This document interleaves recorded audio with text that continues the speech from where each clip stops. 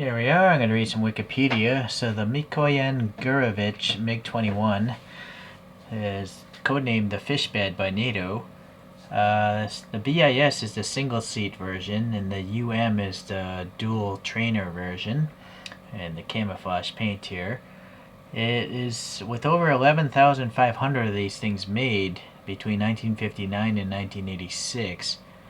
That's the most produced supersonic jet. So 60 countries have used this airplane, and some countries still actively use this airplane today. It has a length of 14.7 meters, a wingspan of 7.2, and it can go over Mach 2. But it has a lot of design deficiencies, apparently. So the fuel tanks, I guess, are located in a place where when it has a bad center of gravity as the fuel is being used. Also, the endurance is only 45 minutes of clean flight before, when the fuel starts to run out, it starts to become really dangerous to operate because the center of gravity shifts without all that weight being there. It's all used up now. So when the thing is half empty, maneuvering drastically will actually cause the engines to shut down. So that's not good, right? Half a tank of gas, you do a sharp turn, and the engine's just cut out on you. That's not a good design. This cone that you see in the front end can actually move back and forth. There's 3 positions, and that depends on how fast that thing is going to, mix the air-fuel ratio, I guess. And interestingly enough, the cabin is actually pressurized and air-conditioned. So I didn't know that. Interesting. I wonder if they still wear, pressure suits. I would assume so. Anyways, since 1970, more than 170 Indian pilots and 40 civilians have been killed in accidents with this airplane. So it's nicknamed the Flying Coffin. Over half of the 840 aircraft built between 1966 and 1984 were lost in crashes. So that's a 50% crash rate. That's that sounds. I shouldn't be laughing, but that's just so poor design. I had no idea. It's mostly known combat-wise to be in Vietnam. So this thing was, the communist side flying around in Vietnam. The Russians gave these to the Vietnamese, and fighter aces flew this plane. So America wasn't doing so well in Vietnam, in case you didn't realize. It's one of the wars that we lost. So it led to the Top Gun program. So that I didn't know either. Okay, so that's just my translation of Wikipedia. So, please leave a comment if you're an expert. I'm probably wrong on a lot of the narrations I do in most of my videos. Alright, so here's the actual livery. The decal sheet gives you 3 liveries, so I put number 8 on the silver single-seater, and that plane still exists today, which is nice.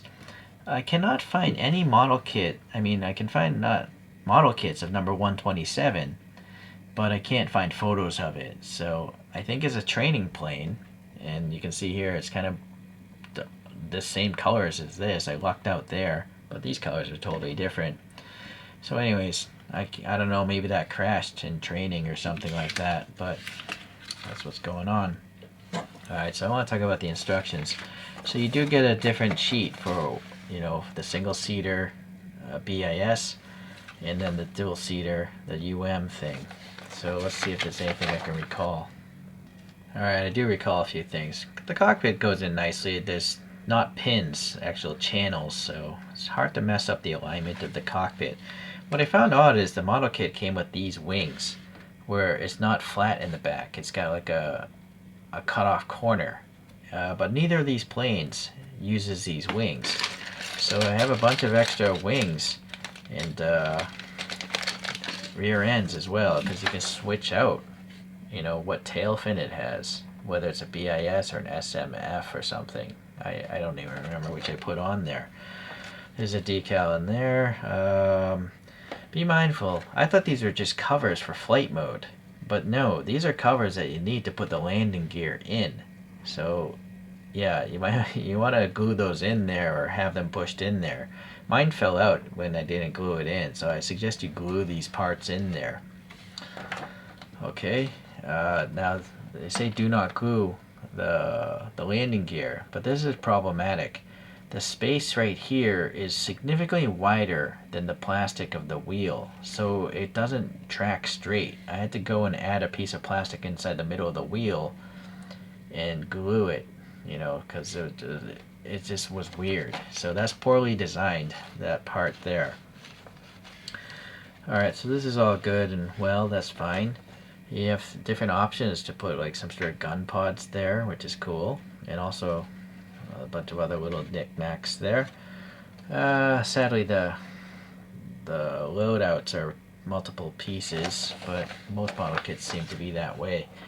And there you go. And it's a more basic figure. Some of the more modern castings, they have a much more updated, cooler pilot, which I'll show you later on. Paint codes, of course. And then this is just a dual-seater version, so it has a, you know, bigger cockpit. But the engines are actually different, and the nose cone as well, so quite interesting. Yeah, I actually learned something. So here's the liveries here. So this one and that one I went with because it has a shark thing. But you could put on number 19 on this single seater here, and also you have these two. So actually there's 5 liveries. I don't know where the other, or 6. There's actually 6 different planes. No, 7. 7. Anyways, that's a lot of different options you have. I just wanted to have, you know, this camo paint job in a silver one as well. So, but I didn't bother painting the green here. So, yeah, and it wasn't on the decal sheet. So maybe I'll go back and do that later. Yeah. Let's continue on. Yeah, it drove me a little crazy, so I paused and painted the parts that are supposed to be green. These are easy enough. The panel gaps are big enough that you can just hand paint it, which is what I did. What's unfortunate is these little fins here either have very faint panel gaps or none at all. It's just a smooth surface for me on both of them, so it's unfortunate that they didn't have a deep groove like they do on other parts of the model, so you could paint those green areas better. So kind of weird. You'll also notice the cones. You know, this cone is sticking out a lot. This one's back in there quite far, but as we mentioned earlier, that cone apparently can shift positions. Another, besides the cockpit, you know, that's a solid piece. The engine is different for these things. As you can see, the thruster detail here, I guess you're going to need a flashlight. There's all this ribbing around the perimeter, whereas this one is just pretty much smooth. It's a different engine piece entirely. Let's see what else. Yeah, this also has like a kick out here. This little piece kicking out. This is just one smooth circle. So that's interesting. You could either put missiles on both of them or rocket pods on both of them. I switched it up so they're a little bit different.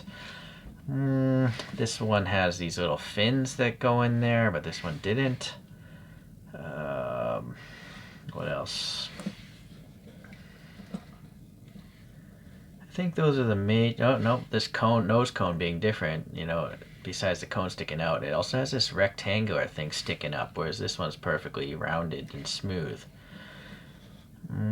Let's see. The figures themselves, you know, it's just one solid helmet, so you got to paint the visor and the mask, you know, beyond the thing. I had an extra Russian decal, but it's all messed up, so I don't know what that's supposed to look like anymore. I think that's all there is to discuss.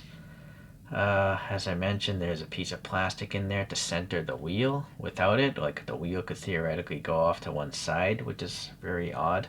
I decided to put the double cannons or machine gun piece on the bottom of this one. And then this one, it just has a fuel tank. So a third fuel tank. Okay, yeah, alright. So let's take a look at a few other airplanes here. These are 3D printed stands of my own, and just a 3mm acrylic rod. That's transparent, of course. So conflict wise, this thing could have probably run into an F4 Phantom. This is also by Freedom, and it's just huge. That's a big airplane though, and I guess the MiG is a pretty small one. Then we have this egg plane, the F-86 Sabre with my own livery. So this is a Hasegawa, and I modified it quite a bit. I gotta add the black paint in there, I keep forgetting. So a very wide wingspan and a different type of deformation, as you can see. And then the Starfighter, the F-104 Starfighter, is also a double set model kit. So here's the dual trainer fighter thing. And I guess that would be going here. And then here's a single seater, which I have the landing gear on. And so different livery. So I kind of feel like these are almost like competing aircraft. Yeah, they're both quite small, very slender. This has even smaller wings, ridiculously small. I'm not even sure how that thing flew. It doesn't make any sense to me. Like, even if it was a realistic model kit, it's really small wings. Alright, well, that's enough for those. So I find this, when I was younger, and I thought this was one of the coolest airplanes when I was younger, just because it has a cone in the middle of the thing, you know, how the engine's just in line with the body. Maybe now that I'm older, I'm realizing that this thing was a flying coffin. Maybe not the best design, but it's so dart-like in its appearance, you know, the delta wing and everything, and thin fuselage. I still like it. I don't know if it's my favorite plane nowadays, but it's still pretty cool. It's just a small little plane. Alright, well, yeah, thanks for watching. The Freedom model kits, they have a lot of good panel lines, a lot of good detail, the clear cockpit, and the raising of the cockpit versus the glass is easy, not so bad to paint.